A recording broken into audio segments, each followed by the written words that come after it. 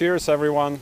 I am here with Kepra Anu, and we actually started off on a really nice day, decided to go in the park here to film this video about raw food, nutrition, and health, but I think we're about to experience a bit of a storm now, so we'll see how this goes. You know, if there is an interruption, it's gonna start pouring or something, so we have a leaf fall on us. I don't know if you can see this. But anyhow, this is an interview with Kepra. Kepra is an owner of a restaurant that's actually called Kepra's Raw Juice and Bar. Am I getting that? Raw Food Juice Bar. Raw Food Juice Bar, right? For those who don't know it, it's located near Union Station on 8th Street in Washington, D.C. So especially if you're in the area, you should definitely come check it out. I will be frank, it's the only place in the city where I myself will eat. Man, this is really dusty here, isn't it? So, but yes. So here's our interview, and today we're going to talk about raw food, nutrition, and using those things as tools to improve your life, your longevity, your vitality, and just overall increase the quality of your life. So, Kepra, I know, I said a little bit. I know what you do, but maybe for the viewers, can you give us, what are your current projects, aside from your restaurant, so basically, what are you up to? Yeah, well, first, thank you for the opportunity for the interview. Very honored to be able to share, my story and any information that could be useful to anyone. Well, currently, in addition to the restaurant, I have. That really takes up a lot of my time. But I'm the author of a book, Paradise Health. I published that in 2012. I have a DVD series as well, where I teach, raw food preparation and cuisine. I do occasional classes and workshops, retreats, tropical retreats. You mostly do it in Jamaica, right? Yeah. Am I correct? Okay. Yeah. So. But I've done it in other places as well. I mean, I've been to, most of the islands in the Caribbean, and including Panama as well. I see. That definitely fills out my time and my schedule.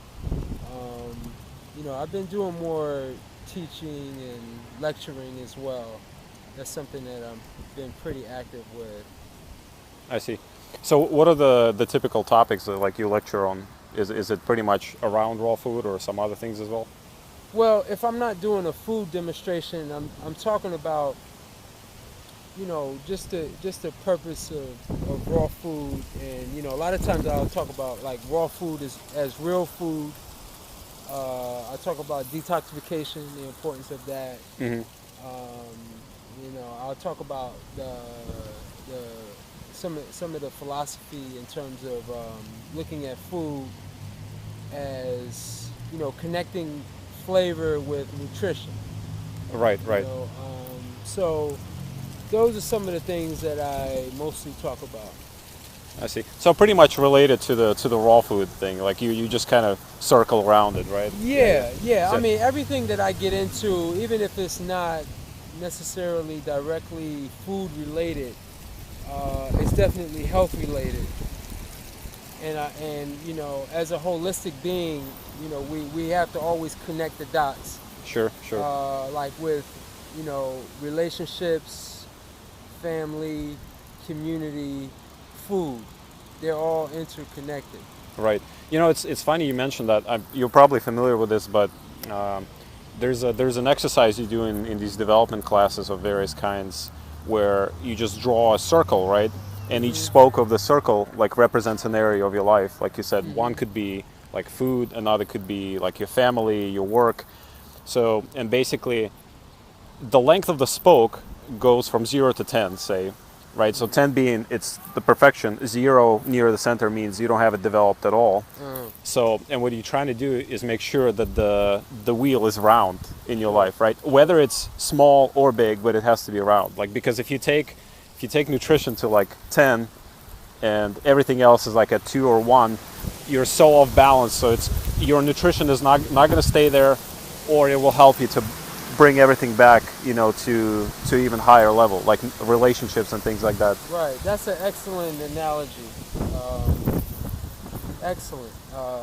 Yeah. I mean, the fact that for me, I imagine a wheel. In order for that wheel to function smoothly, like you said, it has to be balanced. Right. Each spoke in the wheel has to go out a certain distance. And right. Like you said, I'm just regurgitating what you said because I think I really like that analogy. Every area of your life should match. But I will say this. Food is one of the foundational pillars.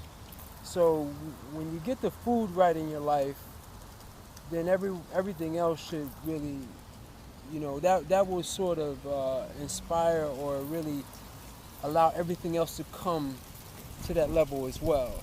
At least in terms of the physical body. Right. You'll be able to think clearer. You'll be able to work better. You'll be able to do these things at a higher level versus if you're not operating optimally by not eating optimally. Right. Well, I mean, it's pretty obvious, I think, to everyone. Like, you cannot really think of some exciting projects, whether it's, I don't know, like painting or software or whatever you might be doing, or even something doing with your children if you have them, if your body aches and hurts and, you have to, it's not obviously the same level of enjoyment. I mean, that's pretty clear. So I should have said this in the beginning, but Kepra and I, before we started this video, we were talking about basically how the mistakes people make in choosing various information sources. And one thing him and I agreed on, which Kepra, how much how much time you have in the raw food community? And I mean, being on raw food, we have to say that Kepra is raw, I'm raw. I have a lot less time than him, but so maybe you can share how much time you've been doing this. And I've been doing raw food off and on since I became pretty much a vegetarian, and that was 1990. 1990. That's 27 years ago. Yes. Yes. I started doing raw food 100% in the year 2000. Okay, so that's also a long time. That's 17 years. Yeah. So there was a difference, obviously. I mean, I did a lot of experimenting in that 10-year period, between 1990 and the year 2000. But definitely since the year 2000, 100%. Right. So, and I'm sure this what I'm about to ask you has evolved over the years, both from 1990 and after 2000. Like on an average day, on a typical day, what are the things that you might eat, or you do eat? Well, it changes. It certainly evolved, like from when I first started doing raw foods till now. Right. Right. I mean, for the most part, right now I eat pretty much one meal a day. And when I say meal, I'm not counting things like water and juice, even though those are a form of nourishment. Right. And then also fruit. Fruit to me, when I say meal, I'm talking about like really adding like fats, proteins, something that, it takes like at least 2 hours to digest. Right, making fruit, a salad, a rich salad of some sort, right? Yeah. Exactly. Mm-hmm. Most fruit will pretty much process within 20 to 30 minutes. Yes. Juicy, light stuff. Right. Yes. So I do one meal a day. So typically, like right now it's 3 o'clock. Yes, about 3 in the afternoon. We're filming this. So I haven't had my meal yet. Okay. I've had about 4 or 5 juices, and I've had some fruit. And I want to touch on that for a second because, sure. Because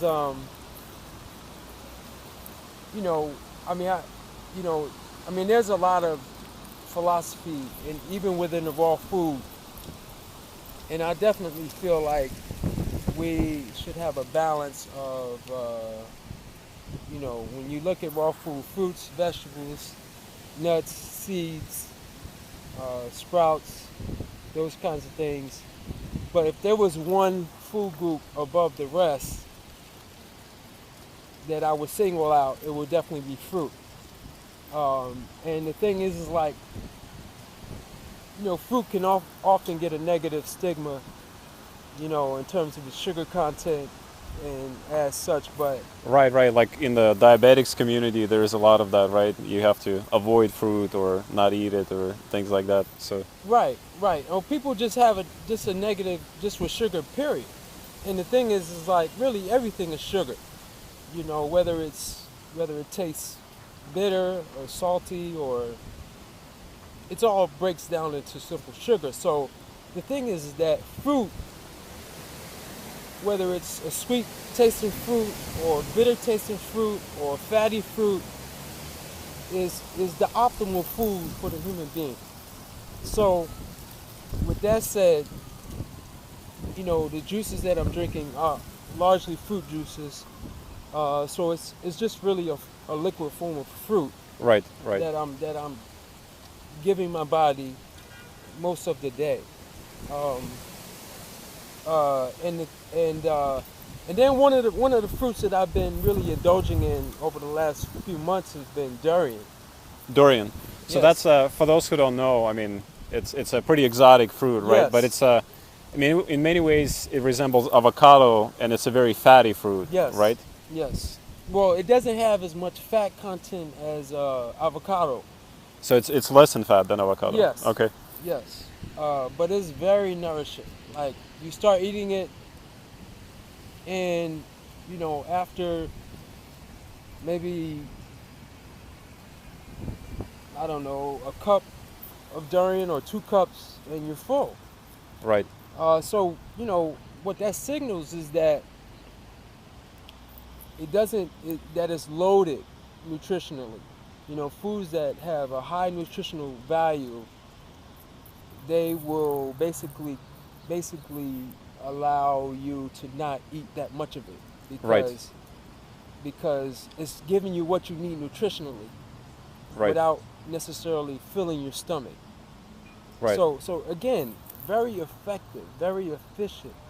And these are the kind of fruits. These are high level, what I call master fruits.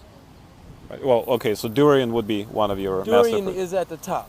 Okay. Durian That's is at the the top. number one. That's the number one. Okay. In fact, I'm gonna do a blog on the 5 master fruits. But since we're talking about it, you know. Well, okay. I mean, if you don't want to spoil, give us like three, top three, Okay. We get. or at least any three. So whatever, in any order. Okay. Well, I'll say durian. Durian is at the top of the list. We'll say avocado. Avocado. That's Avocado. excellent. I'm a fan. I'm a fan. And olive. Olives. Olives. Olives. You know, Okay. So what I consider to be a master fruit is fruit that does have some fat, and you could make a meal out of, like on its own. So, and then there's 2 more that I won't mention. You know, They're probably more down to earth. Okay, more common. they're more exotic. Not so. Oh, more exotic They're, even. they're more in the category of durian. Okay. Okay. So there are a lot of people. Since we're talking about exotic fruit, what's your take? Like, obviously here, both of us are in Washington D.C., and this area, I would say, has somewhat mild climate, right? We do have some winter. We get snow generally a couple times, 2-3 times a winter. Mm-hmm. It gets below 32, so below the freezing point of water. But we can still have access to good fruit from overseas and so on. Like, what is your take on people trying to do a raw food diet, like in not such mild climates, like where it gets really cold? Do you have any experience with that? Yeah. Like perhaps here in the States, maybe like climate like Michigan or Minnesota, could people still be successful with it? Do you know of any examples? For the most part, yes. You can be successful. What I would say is that raw food is a cooling diet. for the most part. Like Like cooling in a like yogic sense, or yes, a real yogic? Okay. In an ancient, when we look at like traditional Chinese medicine or the science of, when you say yogic, it's really Ayurveda. Right. You know, the Ayurvedic tradition. Cooling in the sense that it's cooling. Now, cooling is good because cooling is healing. Now, there are more warming foods, but when we look at foods that warm the body, those are going to be obviously probably more from animals. Sure. Or some spicy stuff, Right. which you have a lot of in your restaurant. Exactly. Perhaps there is a reason, huh? Absolutely. Yeah, of course. I Yeah, mean, sure. I think we have to cover the spectrum, and get a balance of heating foods, cooling foods. But in general, raw vegan is cooling. So it's like, what do you do in a colder, temperate environment? Well, obviously in the summer, that's easy. You can eat but apples and right, other things. you can eat local for the most part. But in the winter, I mean, it's definitely more of a challenge, and there's no I think, one right suggestion or solution. I would definitely say you could eat mostly, if not all raw, but it has to be less fruits, lots of green leafy vegetables. Hmm. Because one of the things that, if you're in a colder environment, you're going to be getting less sun, which is why it's cold in the beginning. Right, right. So sun is a food. That's a level of nourishment. So Sure. we have to go. Without a doubt, it provides energy, right? Like, Exactly. it feels warm to the skin. So yeah. Exactly. I mean, when we look at that kind of food, like obviously air, breathing, and then sun. So if we're not getting as much sun, then that means we have to get it indirectly, which, obviously we get that from food as well. Right, From all food. But when it's colder, we have to shift more towards green leafy vegetables as a base. And then we can also, supplement. Now, if there are any animal products, we really don't get anything nutritionally from animals unless they're in a raw state. So, Right. So there is a place, I believe, because the thing is, like, if, say for example, you're taking an extreme, if you're like an Eskimo, Right. you have to eat what nature gives you. Right. There's no fruit trees out there. There's no coconut trees. There's no apples. There's none of that. It's Well, I mean, incidentally, Eskimos and other northern kind of peoples and tribes, they have a lot of their diet revolves around raw fish, right? Exactly. Or like minimally processed fish, like where they just like let it kind of sit in some marinade or something, right? Exactly. So, yeah, but also their life expectancy is quite low. Yeah, I don't know if you were aware of that. Like, oh yeah, I'm very aware. 30 or 40 years, that seems quite low. Yes, right? Even the Maasai people in Africa, Mm-hmm. is very obviously hot, but it's not tropical. So they eat a lot of cow. Mm-hmm. They drink the blood, they eat the meat, and they eat a lot. And obviously they're raising these cows very minimally processed. Right. They're drinking the blood raw, but very short life expectancy. Right. Even eating raw meat, like- they still are not doing too well. Exactly. Right. With longevity. Exactly. I would be, based on their life expectancy, I would be dead right now. Yeah. Or at least you would be above your time or something. Right. I would be an elder for sure. Yeah. So maybe this is a bit of a little too provocative question, but like, would you say that raw meat is better than cooked meat? Like, if you eat meat at all, you should try to eat it raw. Like, would you say? Absolutely. Yeah. Like the value.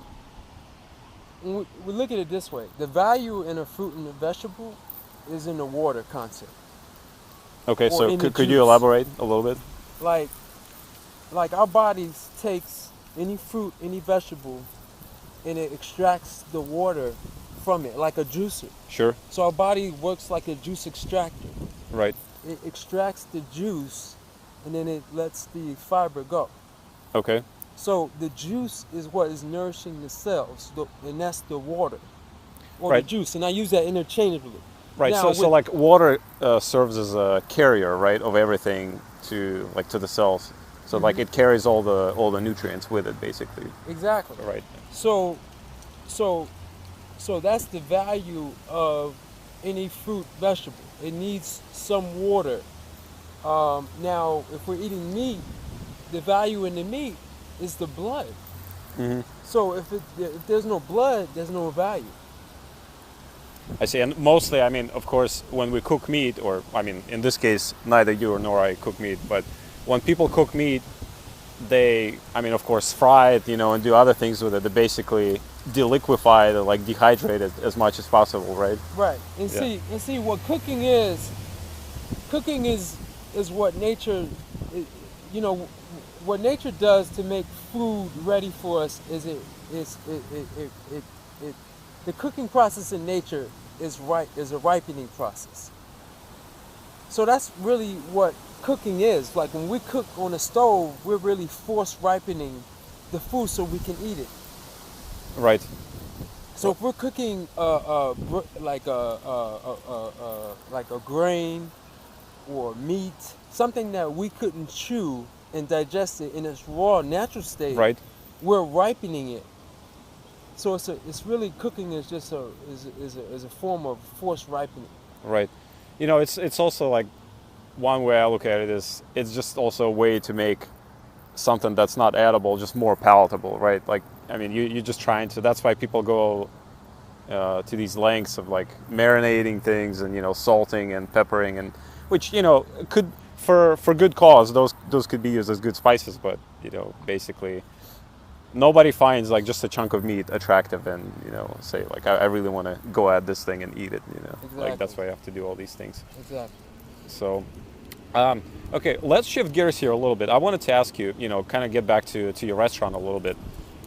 So I know you specialize because I, frequent your restaurant. As I said, it's like one of the, probably the only place in the city where I joyfully eat, unless I have to grab a salad somewhere, like when I'm out with friends. So in your place, you specialize in juice fasts, even though you guys don't call it juice fasts, which I agree with. You say juice cleanses and coconut water cleanses, right? So like on the spectrum of people using nutrition to cleanse, I mean, is it fair to say that you're kind of on the softer side in the sense that you're not like water fasting where people don't eat for 10 days, you're not like dry fasting, which is probably the other extreme, right? You try to do more of a gentle job where you still shut down the nutrition, right, a little bit to let the body do its thing. Like, could you talk about that a little bit? That's a great question. Yeah, there are obviously different philosophies, and with there are going to be pros and cons to each one of those things that you mentioned. Even to dry fasting. Even to dry fasting. Okay, that I would love to hear. After. So, but go on. Well, let me discuss the pros, the advantages of juice fasting versus water. The advantage is just like what you said. You're getting nutrition. You're getting, and the thing is like the way that the body heals and cleanses itself is that it can't. There's a level. There's the body. There's two functions. There's when we eat to nourish, and then when we don't eat, we cleanse. Now the body can't nourish and cleanse effectively simultaneously. It's either or, It's right? either or. Either you're eating or you're healing, right? Exactly. Okay, So sure. that's why we sleep every night, to heal, to repair. Now, doing a juice, one of the most people are just not, this thing, we're dealing with a animal. this physical body Sure, is sure. an animal. And I mean, we like to think that we're like smart and civilized, but I mean, we're very much biological in more ways than we can. Even when you say smart, like we're our logic and our ability to analyze and dictate is a blessing as much as it is a curse. Because we can use faulty logic to argue anything. Yep. I can say, I can eat these leaves, or I can eat, I mean, you can make a logical. By the way, that would be a raw food diet, right? Yeah, you can make a logical argument. So our logic often gets us in trouble. Where animals they don't have logic; they operate on instinct. Right. So they operate more in balance and more in rhythm with their environment. With their original programs, so to speak, Exactly, right? Yep. exactly. So our mental capability gets us in trouble. So I just wanted to say that. Sure. Now with juice, the advantage of juice is that with the keeping in mind that we don't cleanse and nourish simultaneously for the most part. But most people are coming off, they're so far off where they should be ideally that there needs to be a bridge. Like, you mean, just to make sure we understand, you mean in the current society, like this high tech, like big city life, people are so far removed from their ideal health that Yes. it's like nearly impossible for them to just do Right, like you a put water them on fast. water, and you're asking for because see, really the only pro for water or even dry fasting is that the less you put in, the faster the body will detox. Yes, I mean that makes perfect sense. Sure. So if you juice with water, even with the kind of juice that you drink, see, a lot of people are big on, like, say for example, green juice. Mm-hmm. Green juice because it's low in sugar.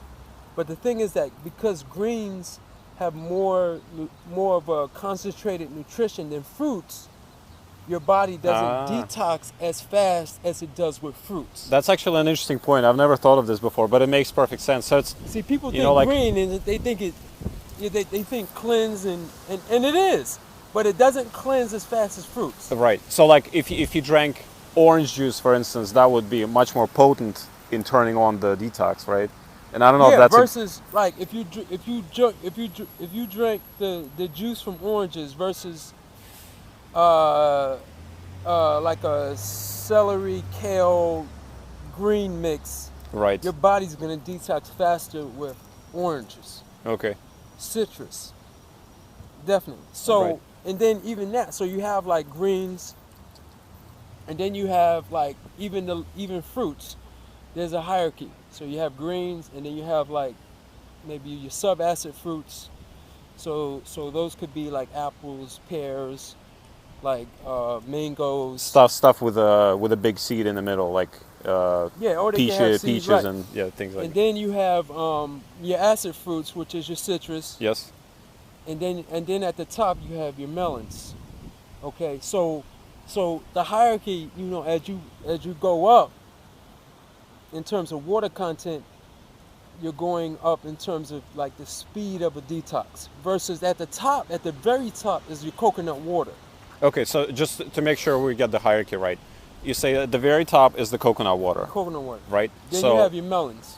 okay, like watermelons, Watermelons is like honeydews, things like that, Yes. right? Yep. And then you have your acid fruits, which is your citrus. Okay. Then subacid fruits, Then which your are like subacid. apples, peaches, things like that. Right. So with all of those fruits, you can pretty much make a cocktail of all kinds of different juices. And then below that, then I would say your green leafy vegetables. Okay. So like here's a question. Suppose, we're just gonna get a little practical here, right? Okay. If I'm a person who, kind of lives a regular life, works some job somewhere, and here I am starting to think about nutrition a little more, and I hear, I watch this video and, I ask myself, what can I do? Like say I give myself 5 days, I'm just gonna, do this juice fast. What kind of juice should I make to give myself like the fastest cleanse? Like, what would you do? I wouldn't think of it in terms of the fast, because the fastest cleanse is going to be a dry fast. or water fast. Okay. I mean, or if you wanted to really say, okay, I want to do a juice, then the fastest cleanse is going to be coconut water. So like if we do limit it to just juice and not some dry fasting or water fasting, it's really windy here. But so that would be coconut water, right? Absolutely. So like you will detox, and see this is the magic of the coconut water, because you really, it's one step above water. water fasting, right? Right. It's Yes. one step above water, because coconut water, it is the only substance that is both a water and a whole food. It is a water and a whole food simultaneously. So when you say whole food, what When do I you mean? say whole food, it will go in your system and produce a bowel movement. So it will That's clean your fascinating. colon. Like not just going and pee, but actually Right, produce you a will go wow. in and it will move your bowels. So it will go into your colon, your large intestines, and so when you fast on coconut water, you don't need herbal teas, you don't need enema or colonic, you don't need anything except that coconut water. See, with water's not going to do that. Right. So, I mean, speaking of like enemas and colonics, there are a lot of people who, like in the raw food community, at least it seems to be a debate. Some people say like, if you're not doing those, you're not cleansing. Others say, this is crazy. Your body should know how to cleanse naturally. You shouldn't need to do this. To which the other side replies, well, yes, but your body also is not supposed to eat cooked food and other things. Like, what's your take on that? I mean, should you be able to cleanse without them, or, is this a needed thing? Well, I mean, when we think of cleanse, we got to think about how long did it take for us to get to the state that we're in presently. So, basically, how old? Like as a humanity or as a single body? As a single body. Single body. Okay. So if you're 30 years old, you'll be eating basically, standard American diet or cooked food diet. Then you basically built up 30 years of debris and basically toxins that are lodged throughout your system. Right. So the question is like, okay, how long is it going to take for me to peel the onion and get to the core of where I'm basically cleansed? I mean, will it take another 30 years? It doesn't necessarily have to, but it will take some time. Like, we have to be patient and appreciate the journey, and Yes. not think like, okay, I've reached this destination, like I'm clean. Like, I think that's impractical and actually a little fanatical, and it could be actually unhealthy. Right. Right. No, there's certainly a journey. I think I felt like that a little bit when I switched to raw food, and I think maybe 6 or 7 months in, there was a bit of a period where I felt, okay, well, like, is there anything else I can do? And it felt like, okay, I was at the end of the journey, but really now I'm realizing that there's still a lot more to go. For instance, recently I just got a distiller for my water, and there are other things you can do, and it's not some obsession. You're starting to enjoy and appreciate these things more and more, as you go and do them. You realize, the importance of this step, and of course to people who are behind you, like people who might still eat regular diet, those steps, getting a distiller would be like something, insane. Basically, they would never understand why you would do it, right? And things like that. So, but to finish what I was, we're talking about fasting in general. The other, one of the strongest pros, I mean, given the fact that most people are just not ready for water, or even crazier than that, dry fasting. Juice also provides that juice,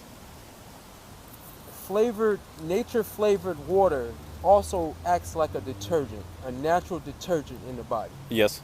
So really, it's going to be more effective, in my opinion, in my experience, than even a water fast, because water, again, is just water. It is nourishing you on a certain level in terms of hydrating you, but juice is actually going to go in and work like a detergent in the cells. It's going to help eliminate a lot of the debris that's been built up over your lifetime. Right. So that is really one of the main advantages. And then the thing is that the detox, because detoxification most times is uncomfortable. So headaches, you get, headaches, headaches things. are most common, headaches. And then what can be also common is nausea, and then it could be vomiting, diarrhea. Stuff coming out of a lot of orifices, basically, Exactly. Yeah. So you want to do it gentle and over a longer period of time. If you do that over some years, and you say, okay, I'm gonna do something once a month or once every quarter, at the very minute, or even once a week. You could fast one day a week. When you do that, there is a cumulative effect. Well, given the fact that you eat correctly in between, that is very important to mention. Of course, if you go to McDonald's 6 days a week and then you fast, no, that's not going to work. Yep. But that is the main advantage, and like I said, it is really the safest, especially with the coconut water as a base. A lot of people, we know that it could be unsafe for some people to fast. Right. And with coconut water, because it's a whole food, it makes it very safe for even people with diabetes or other conditions that they can actually fast. And I have experience with people who's had those kinds of conditions. So, maybe since we're mentioning this, could you maybe give a couple of examples? We don't have to name any names, obviously, but maybe people with really difficult medical conditions who've improved, and the results they've achieved, kind of the before and after type of scenario. Yeah, there are thousands, but But so someone maybe you specifically. Yeah, more so when I was doing it, because I used to do it with groups, and I actually I served as sort of like a counselor, guide. Mm-hmm. So, I was definitely more hands-on. A lot of because I'm kind of, because it's the way the business has evolved, I'm not so one-on-one with the people as I was, but I still get testimonies from people. I know most recently I had a woman with a thyroid condition, and just a quick comment for those who don't know, thyroid is a gland that's located here in the neck. It's very important. It's pretty much like the hormonal central of your body. If you have a condition there, it messes up the entire endocrine system. Exactly. So, but go on. So, her whole face was swollen, and doctors didn't know what to do. And 3 days on juice, swelling gone. Okay. So, but doctors didn't know what to do with it. Doctors, when they go into their toolbox, they're just looking for, their cocktail medications. And Right. It's either medication or cut something off, right? Like a part of the body off, Exactly. or a limb or something. Exactly. Yeah. Drugs and surgery. That's what they're gonna look at. Doctors are getting hip though. They understand that diet and lifestyle is connected, and any good doctor should look at that before they start looking at drugs and or surgery. Those should be the last resort, Exactly. not the first measure. Not the first line. No. Yeah. So. But they don't get paid to, again, it becomes economic at that point where they're it becomes more of an incentive for them to administer drugs. Right. Well, that's almost like a topic for another long video, right? Sure. So I'll ask you a couple more questions because it's getting chilly here, and we literally went from this amazing fall weather to kind of almost it dropped like 20 winter's degrees. coming. I don't know if you read the Lord of the Rings, but it's like the Mordor is here, but right. So what do you see? What is the biggest mistake that you see people make, when it comes to raw food? Like just something they do wrong, either beginners or people who are already on it. Like, does anything come to mind like that? Well, it was something we touched on, and I didn't know if you were going to ask this next, but you know, well, I think the biggest thing, we opened the video talking about fruit, and I think that, even though I love fruit more than any other person on the planet, we have to maintain a balance of other foods that are not fruit. So obviously fruits. We have fruits, vegetables, green leafy vegetables. Uh, uh, there is a place for some starches. Obviously nuts, seeds. Sprouts. Once we are able to get a nice balance of a wide spectrum of different foods that are grown in different ways from different parts of the world, or even if it's mostly local, I think you're giving yourself the best advantage by giving yourself a wide range of different foods. I see.